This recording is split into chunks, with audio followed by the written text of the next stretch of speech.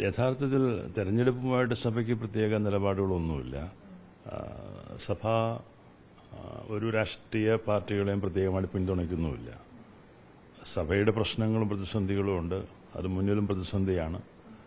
അതിൽ സഹായിക്കുന്നവരെ തിരിച്ചും സഹായിക്കണമെന്ന് മാത്രമേ സഭയ്ക്ക് പറയാൻ സാധിക്കുകയുള്ളൂ. അത് മാത്രമേ പറഞ്ഞിട്ടുള്ളൂ.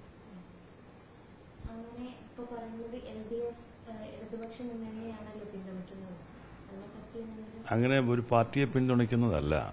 സഭയുടെ പ്രതിസന്ധിയിൽ മുന്നോട്ടും സഹായം ആവശ്യമുണ്ട്. സഹായം വാഗ്ദാനം ചെയ്തിട്ടുള്ളവരുണ്ട്, സഹായം ലഭിച്ചിട്ടുണ്ട്, തുടർന്നും അത് ലഭിക്കണം. അതുപോലെ ഒരു പ്രതിസന്ധി സഭയ്ക്കുണ്ട്. അത് സ്വാഭാവികമായിട്ടും അങ്ങനെയൊക്കെ ചിന്തിക്കാം. തെരഞ്ഞെടുപ്പിന്റെ തുടക്കത്തിൽ ഇങ്ങനെ ഒരു നിലപാടൊന്നും വ്യക്തമാക്കിയിട്ടില്ലല്ലോ. ഇല്ല, അത് പള്ളികൾക്ക് ഡയറക്ഷൻ പോയത് പല ഇൻഫർമേഷൻസും പള്ളികളിൽ എത്തേണ്ടതുണ്ട്. അത് പോയപ്പം മറ്റേ ബാബ വന്നതിന് ശേഷമുള്ള പല കാര്യങ്ങളും അതിലത്തെ സൂചിപ്പിക്കേണ്ടതുണ്ടായിരുന്നു. അങ്ങനെ സൂചിപ്പിച്ചെന്നുള്ള അതിൽ ഇലക്ഷനുമായിട്ട് ബന്ധപ്പെടുത്തിക്കൊണ്ടൊന്നും ഇതിൽ പറഞ്ഞിട്ടുള്ളതല്ല. അങ്ങനെ കോറിലേറ്റ് ചെയ്യുന്നു എന്ന് മാത്രമേ ഉള്ളൂ.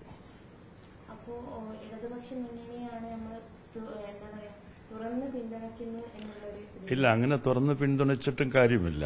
നമ്മൾക്ക് ജനങ്ങളാണല്ലോ തീരുമാനിക്കണ്ടേ. സ്വാഭാവികമായിട്ടും സഹായിച്ചിട്ടുള്ളവരെ തിരിച്ചും സഹായിക്കണം എന്ന് പറയുക, അത് പറഞ്ഞുകൊണ്ടിരിക്കുന്ന ഒരു കാര്യമാണ്. അങ്ങനെ സഹായം കിട്ടിയിട്ടുണ്ട്, അത് തുടർന്നും ലഭിക്കുമെന്നുള്ള ആ വിശ്വാസം എല്ലാവർക്കും ഉണ്ട്.